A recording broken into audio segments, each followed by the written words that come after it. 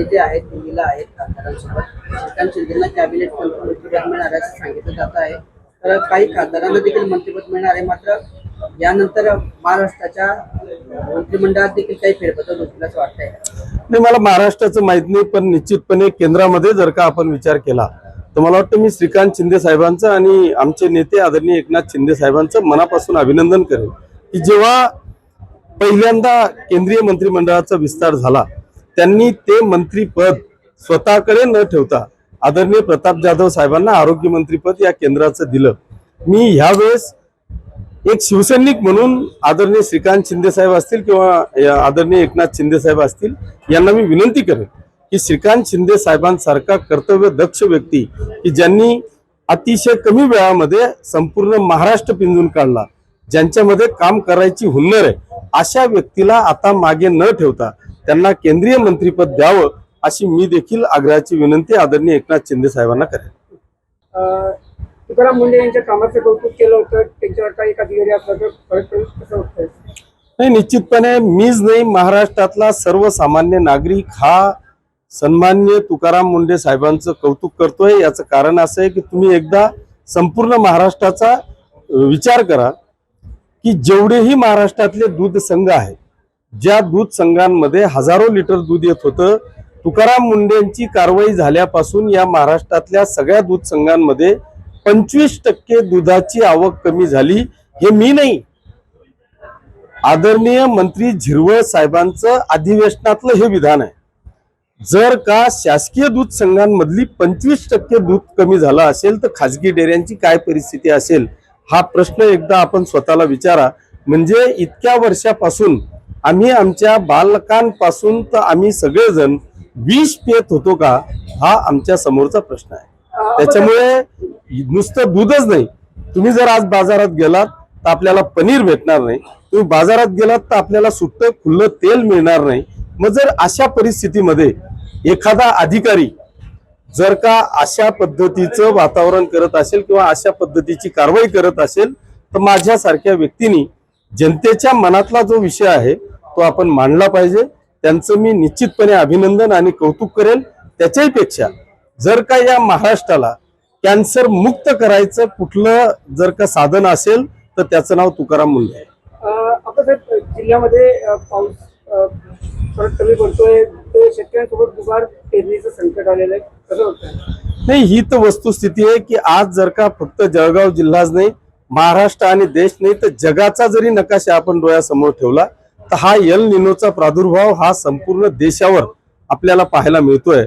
कुठे इथे पाऊस पडेल तर तो अतिशय अतिवृष्टी होईल. 15 दिवस झाले आता पाऊसच नाही. हा एल निनोचा प्रादुर्भाव आहे. याच्यावर राज्याचे मुख्यमंत्री आदरणीय देवेंद्रजी फडणवीस साहेब असतील किंवा या राज्याचा हवामान विभाग असेल, यांनी वारंवार त्या पद्धतीच्या सूचना केलेल्या आहेत.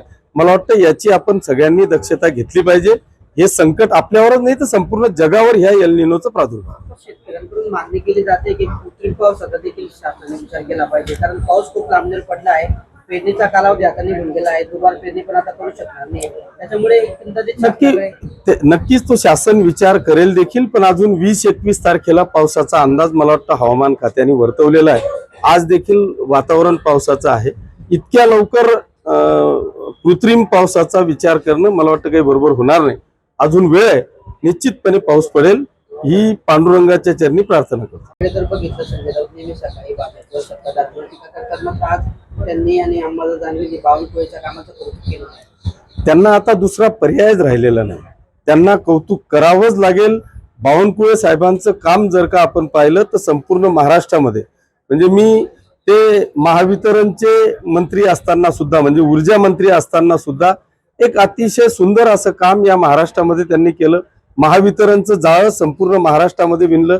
ज्या दिवसापासून म्हणजे आता 2 वर्षापासून या राज्याचे ते महसूल मंत्री झाले, मला असं वाटतं की या राज्यातल्या तळागाळातल्या गोरगरिबांना साजेसं असलं किंवा ज्यांना ज्यांना अडचणी येत होत्या अशा सगळ्या लोकांच्या अडचणी दूर करण्याचं काम महसूल मंत्री आदरणीय बावनकुळे साहेब करताय. त्याच्यामुळे त्यांचं कौतुक केल्याशिवाय संजय राऊतांना पर्याय नाही. जर त्यांच्यावर टीका केली तर लोक जोड्याने मारतील.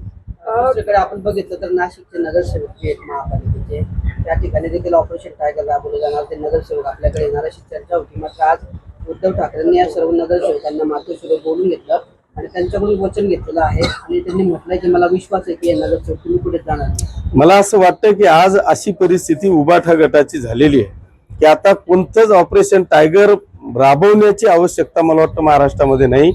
सगळेच्या सगळे त्यांच्याकडे आता कोणीच राहायला तयार नाही, कारण त्यांनी परिस्थिती पाहून घेतली आहे.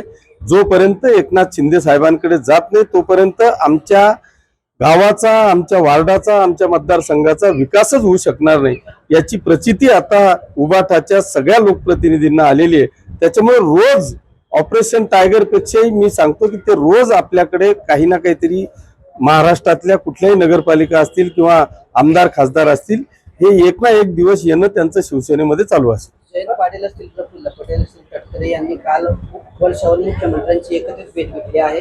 त्यामुळे सध्या तरी वेगवेगळ्या चर्चा या ठिकाणी सुरू झालेल्या आहे की राष्ट्रवादी पुन्हा दोघं एकत्र होणार आहे किंवा भाजपमध्ये विलीन होत आहे या संदर्भात निर्णय होण्याची शक्यता आहे. ते मला सांगता येणार नाही, पण राष्ट्रवादी, शिवसेना आणि भाजपची महायुती आहे, त्याच्यामुळे जयंत पाटील येणार असतील तर त्यांचं मला वाटतं स्वागतच होईल.